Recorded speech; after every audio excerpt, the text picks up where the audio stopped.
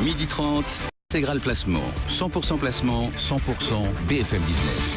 Et on reprend le fil de ce monde des placements, bien évidemment, après avoir quitté ce cabinet de curiosité. Et c'est Frédéric Lorenzini qui vient de nous rejoindre. Bonjour Frédéric. Bonjour Cédric. Vous êtes moins curieux.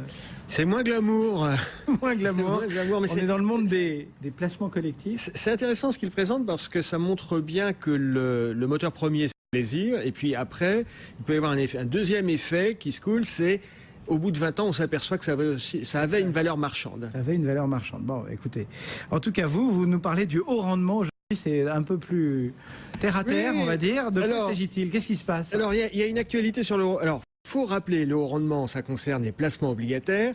Et ces placements obligataires, ces obligations haut rendement, high yield, ce sont des obligations qui commencent à être mal notées. Hein. Tout en haut, il y a triple A, double A, single A, triple B. Et puis à partir de 2B, on rentre dans le haut rendement.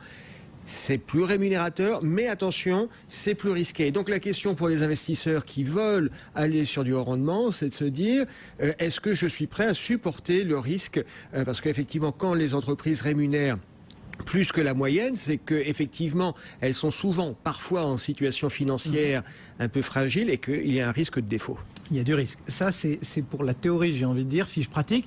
Pourquoi avoir choisi ce matin de vous y intéresser? L'actualité particulière. L'actualité, c'est que récemment, S&P, Standard & Poor's, une des grandes agences de notation de crédit, a publié les statistiques pour le haut rendement en Europe. Et l'année 2013 a été particulièrement bonne. Il y a une nette amélioration au niveau des défauts. On est en Europe tombé sur les sociétés notées high yield, tombé en dessous des 6%. En 2012, on était au-dessus de 7%. Donc il y a une amélioration de l'environnement économique qui profite à ces entreprises. En France, en 2013, il y a eu 8 défauts sur le high yield contre 14 défauts en 2012. Et globalement, les opérateurs sont positifs sur ce segment. Des sociétés de gestion comme Egamo ont une perception positive sur le rendement. C'est le cas aussi de chez Barings qui disent il y a encore du grain à moudre et en étant sélectif, on peut faire des opérations intéressantes. Ça veut dire qu'aujourd'hui, il y a une ou des perspectives de rendement qui sont réellement alléchantes? Alors, parlons un peu du passé. Si on regarde la dernière année, les 12 derniers mois, sur une année glissante, les 12 derniers mois, les fonds investis en obligations corporate, en obligations privées en euros, ont en moyenne fait 4,5% sur 12 mois. Et dans le même temps... C'est pour l'ordinaire, quoi. C'est la moyenne, voilà. Et en même temps, les fonds qui étaient spécialisés, qui sont spécialisés sur de haut rendement, sur la même période, en 12 mois, ont fait plus de 40%. Donc c'est presque du simple au double. Alors c'est vrai que depuis plusieurs trimestres, on a assisté à une baisse des rendements. Mais si aujourd'hui, je compare le rendement des obligations notées AA avec les obligations notées BB, je suis quasiment du simple au double. C'est-à-dire que j'ai du 2% avec le AA et du 4% en moyenne obligations notées W. Donc oui, ça reste plus rémunérateur que l'investment grade, c'est-à-dire ce qu'on appelle l'investment grade, c'est ce qui est le mieux noté. Oui, mais enfin, faut quand même pas se gourer, Frédéric. En entendant le truc, vous nous avez, et là vous venez de le dire, comparer des AA avec des BB. Mais enfin, si on va jusqu'en bas du high yield, on en vient à flirter avec le risque de défaut. Ouais. Avec le risque de défaut. Alors, d'où le fait qu'il faut être sélectif. Il y a une offre sur le marché français de fonds investis en haut rendement assez touffue.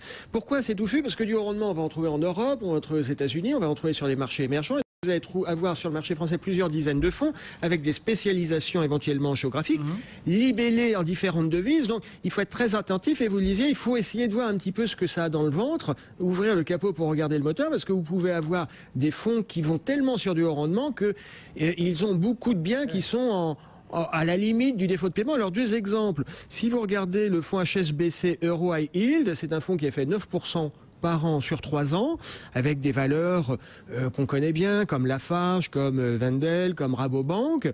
Et effectivement, quand on regarde ce qu'il y a dans le portefeuille, à partir de WB et single B, c'est moins de 60% du portefeuille. Okay, et il n'y a pas d'actifs qui ne soient pas notés. Et puis un autre exemple, pas à l'opposé mais différent, clairement différent, le Raiffeisen Europa High Yield. Raiffeisen, c'est une société de gestion autrichienne, donc qui a une bonne ouverture sur l'Europe de l'Est.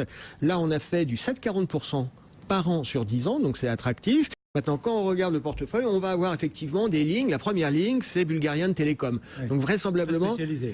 très spécialisés, des émetteurs sur lesquels on a moins de visibilité. Merci beaucoup Frédéric Lorenzini pour ce point complet sur le haut rendement, consultant chez MCV France. Bonne journée Frédéric. À bientôt. Le CAC 40, 4272 points dans un instant, c'est le journal. Et juste après, on continue à vous donner un max de conseils sur BFM Business.